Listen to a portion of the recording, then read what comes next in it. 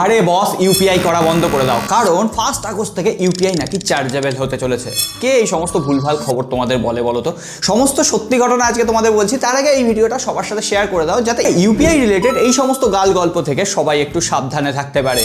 প্রথমেই জানিয়ে দিই, ইউপিআই ট্রানজ্যাকশন কিছুটা ক্ষেত্রে চার্জেবল হচ্ছে, তবে শুধুমাত্র তাদেরই চার্জ লাগবে যারা থার্ড পার্টি ইউপিআই সিস্টেম ব্যবহার করবে। ধরো তোমরা ফ্লিপকার্ট, নাইকা, মিন্ত্রা এই সমস্ত থার্ড পার্টি ওয়েবসাইটে যখন কিছু কেনার পর পেমেন্ট করতে যাবে, তারা যে পেমেন্ট গেটওয়েটা ইউজ করে, সেটা রেজাল্ট পে হতে পারে বা অন্যান্য, সেখানে তোমরা যদি ডাইরেক্টলি ইউপিআই করতে যাও, তার উপরে কোনো একটা ট্রানজ্যাকশন চার্জ লাগতে পারে। এখনো পর্যন্ত সেটা শিওর নয়, গুজব আসছে যে এইচডিএফসি ব্যাংক 6 টাকা পর্যন্ত চার্জ লাগাতে পারে।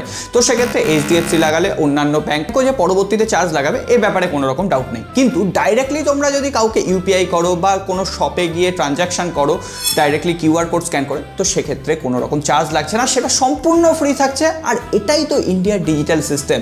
সো এখনই ফেক খবরগুলোকে বাদ দাও আর এই রিয়েল ভিডিওটা সবার সাথে শেয়ার করে দাও।